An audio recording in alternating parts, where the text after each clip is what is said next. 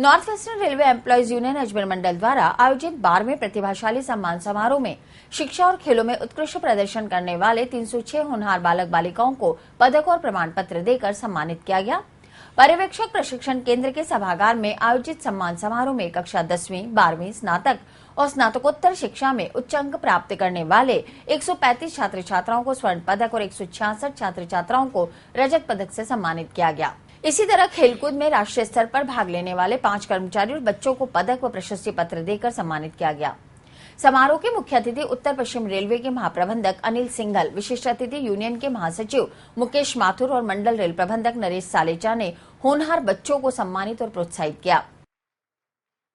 हमारे परिवार से आए हैं और विभिन्न क्षेत्रों में अपना नाम और अपने पेरेंट्स का नाम और मंडल का नाम उज्जवल कर रहे हैं और मैं उनको शुभकामनाएं देता हूं कि आगे अपने अपने क्षेत्रों में और आगे बढ़े।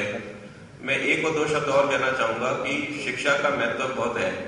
हम जो भी पढ़ेंगे, जो भी आगे होगा वो हमारी शिक्षा पे निर्भर होगा, तो शिक्षा पे आप जरूर ध्यान दीजिएगा और इसके सिवाय ओवरऑल पर्सनैलिटी के बारे में आप अपना ध्यान रखिएगा।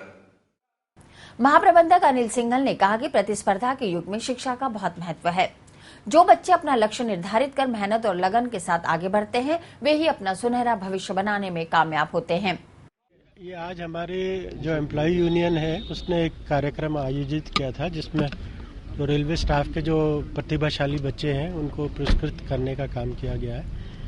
मेरा मानना है कि इस कार्यक्रम से इन बच्चों को काफ़ी उत्साह मिलेगा और आगे ये भविष्य में और अच्छा काम करेंगे। यूनियन के महासचिव मुकेश माथुर ने कहा कि छठे वेतन आयोग की सिफारिशों के बाद रेल कर्मचारी आर्थिक स्थिति से सुदृढ़ हुआ है, बच्चों को अच्छी और उच्च शिक्षा दिलाने में सक्षम हुआ है, जिसका परिणाम हुआ कि रेल कर्मचारी का बच्चा इंजीनियरिंग, मैनेजमेंट, मेडिकल और प्रमुख संस्थानों में उच्च पदों पर काम करते हुए देश को अपनी उत्कृष्ट सेवाएं दे रहा है। आखिर में मंडल अध्यक्ष मोहन चेलानी ने सभी का आभार जताया।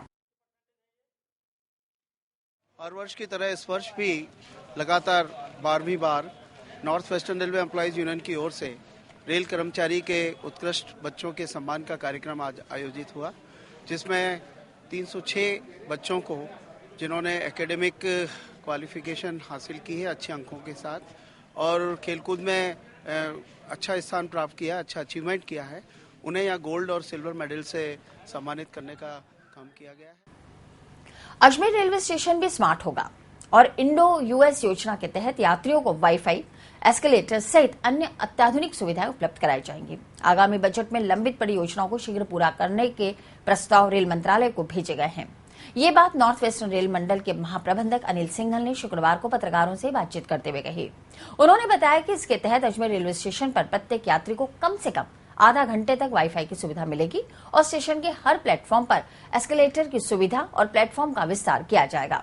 बिल्कुल स्मार्ट बनेगा और सबसे पहला स्टेप जो लिया जा रहा है इस पे वाईफाई होगा जो सभी पैसेंजर को आधा घंटा फ्री अवेलेबल होगा और इसके अलावा कई सारे एस्केलेटर लगाए जा रहे हैं, लिफ्ट का प्रावधान किया जा रहा है। ये जितने प्लेटफॉर्म आप देख रहे हैं इसमें मरम्मत की जरूरत है या रिप्लेसमेंट की जरूरत है, ये सब कार्य ये डीआरएम साहब से चर्चा हुई है, इस पे शीघ्र काम शुरू होगा। अजमेर इसमें एस्केलेटर्स लग रहे हैं, लिफ्ट लग रही हैं और सेकेंड एंट्री का कार्य वो चल रहा है, जेएनएन ब्रिज का काम चालू है और जितने साइनेज है, कोच इंडिकेटर बोर्ड का काम चालू है, टू लाइन जो है इंडिकेटर बोर्ड उनका काम चालू है। दिल्ली अहमदाबाद रेल मार्ग के विद्युतीकरण के बारे में पूछे गए सवाल पर सिंघल ने स्वीकार किया कि बजट के अभाव में इस खंड पर कार्य प्रभावित हुआ है। हालांकि हिम्मतनगर से अहमदाबाद तक विद्युतीकरण का कार्य प्रगति पर है, लेकिन अजमेर मंडल में कार्य लंबित है। दिल्ली से अहमदाबाद आरी करने का प्लान तो है, लेकिन इसकी जो प्रगति है वो निर्भर करेगी कि अगले बजट में हमें कितना एलोकेशन मिलता है। तो इसके बाद मार्च के बाद जब रेल बजट आएगा उसके बाद हम बता पाएंगे कि आगे। रेलवे की वित्तीय स्थिति की चर्चा करते हुए उन्होंने बताया कि रेलवे में निजी भागीदारी बढ़ाने के प्रयास किए जा रहे हैं और इसका असर संभवतः अगले बजट में परिलक्षित हो ही जाएगा।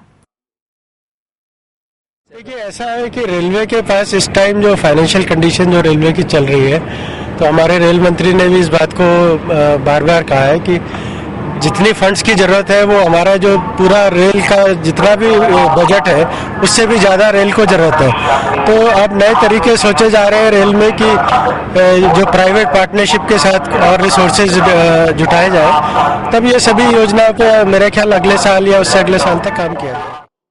उन्होंने रेलवे की नई परियोजनाओं के संबंध में मुख्यमंत्री वसुंधरा राजे की रुचि का जिक्र करते हुए कहा कि मुख्यमंत्री की चर्चा के आधार पर परियोजनाओं को शुरू करने के प्रस्ताव मंत्रालय को भेजे गए हैं, जिसके आगामी बजट में शामिल होने की उम्मीद है।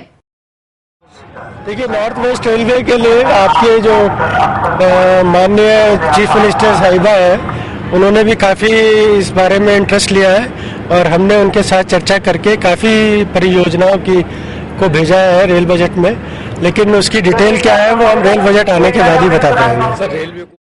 डीजल के भावों में आई कमी के संबंध में पूछे गए सवाल पर सिंघल ने कहा कि डीजल की कीमतों में कमी होने से रेलवे को काफी लाभ हुआ है और घाटे की स्थिति में कमी आई है। इस कमी का असर रेलवे के कुछ खर्चों पर पड़ा है, जिसके कारण आय बढ़ी है।